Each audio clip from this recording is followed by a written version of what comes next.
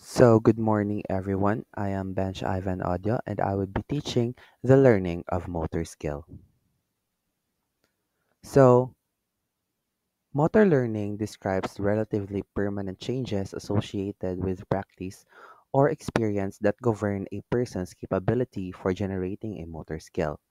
Although the outcome of motor learning is comparatively permanent, the motor system remains capable of change throughout lifespan. So in motor learning, this also refers to the process by how an individual acquire and refine new motor skills such as movements, actions, and coordinations through practice, repetition, and experience. So in motor learning, this involves the integration of sensory information, cognitive processes, and motor execution to produce efficient and effective movements. And also it is characterized by improvements in performance in which we will be discussing later, accuracy and speed over time. So next, learning. So learning, it is a process by which people acquire a new capacity to perform a skill which is inferred from performance observations. Learning is a relative stable change in performance resulting from practice or experience.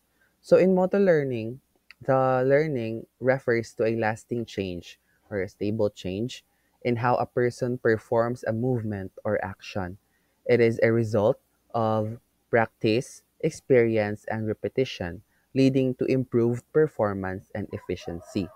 So in motor learning, an individual is having a stable change by observing a performance and learning the specific skill. Next is there are three ways in upon observing a learning in an individual if he or she is um, really improving. Number one, the player's performance improved over time, meaning an individual is learning if he hers or his performance is improving um, over time. Next is the improvement resulted from practice. So meaning if an individual practices just like what I've said, having experience and repetition, their performance is improving. And lastly, the player's improved skill was stable and to some degree at least permanent. So if an individual is learning, we can observe that that a specific skill or a specific motor skill was is having a stable improvement and at least some of those or some skill has already been permanently improved.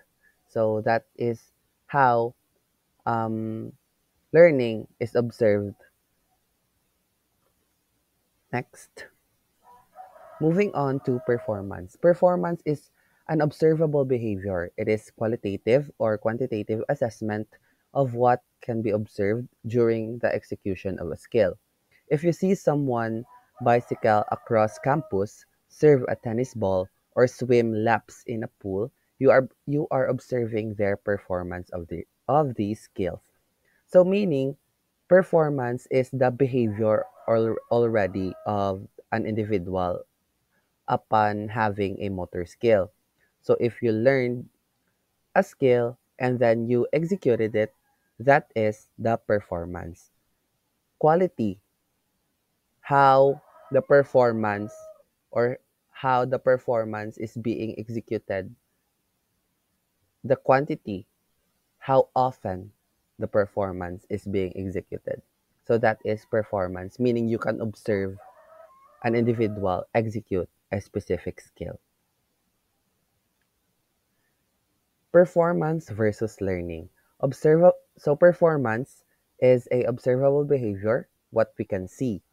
So we can see it with our eyes. Inferred from performance cannot be observed directly. That is learning. So learning, it comes from the performance, meaning you learn because you observe a performance. And you cannot observe learning directly. So in three ways that I've presented earlier, you can only observe learning if you also observe an improvement in the individual. So it is not direct.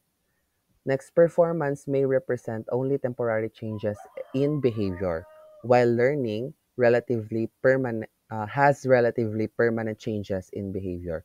So, if you're performing, it does not really affect changes in behavior. There are just some temporary changes, while in learning, you have um, you really have experiences in changes in your behavior because you are still learning the performance, you are still practicing the skill.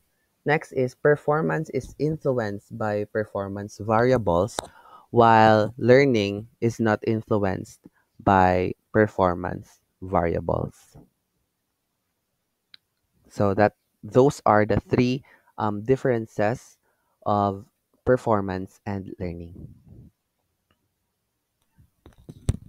So moving on, we have assessing learning. So first is acquisition. It refers to the direct measurement of performance experiences.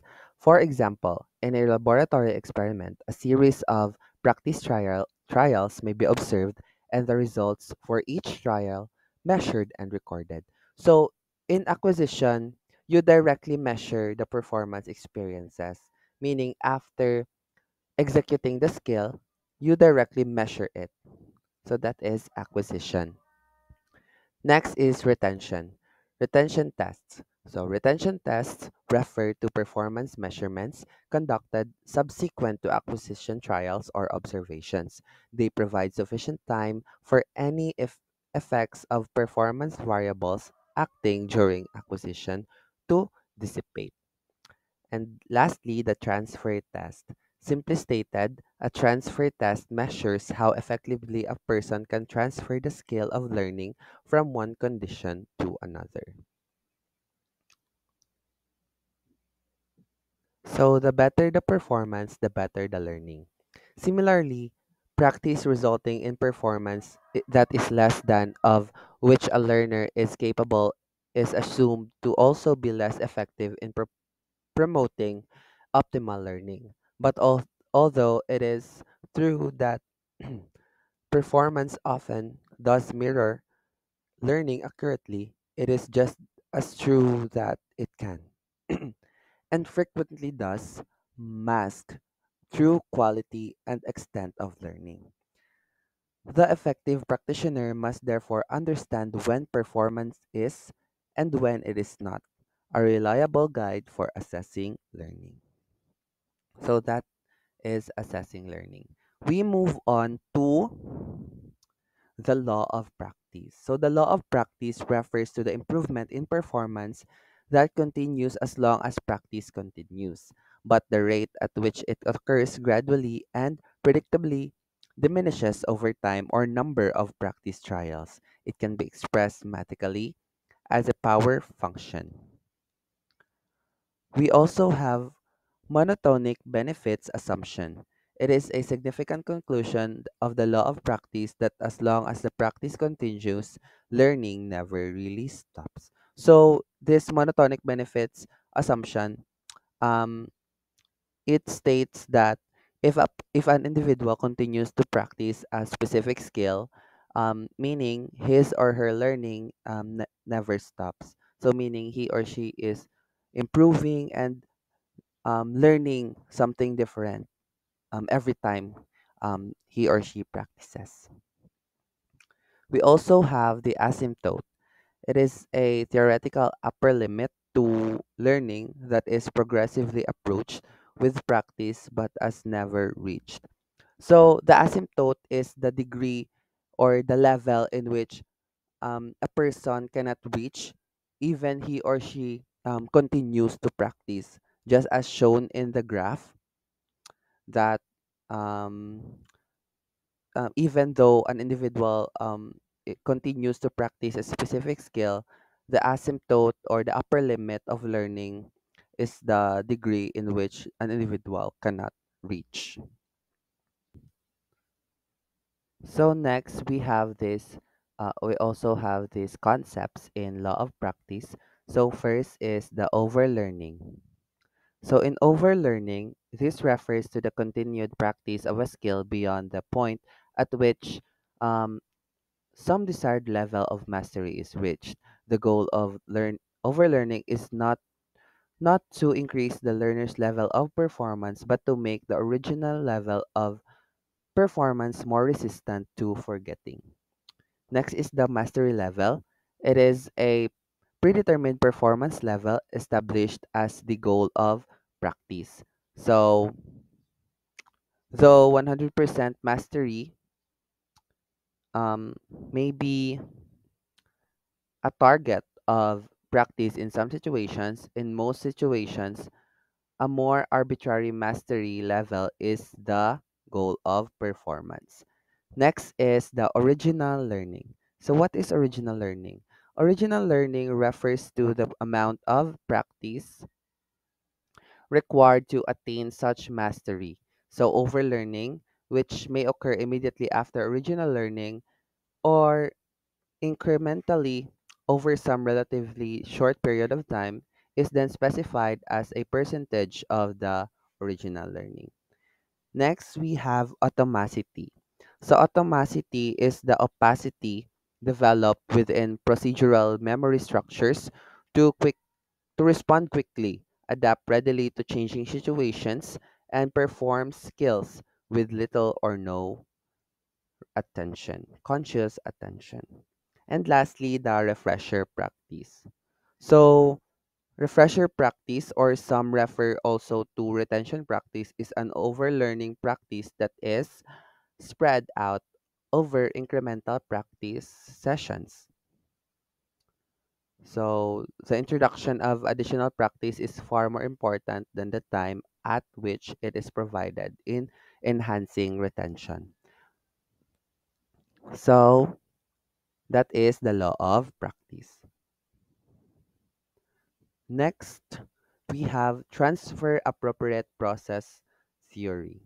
So, in transfer appropriate process theory, the this theory that transfer between skills is positively related to similarities in required mental operations shared by the skills. So this theory it simply states that when a skill or when various skills meet the required mental operations or the similarities of each other, meaning it has a it has an um, possibility or there is a high chance that some of those skills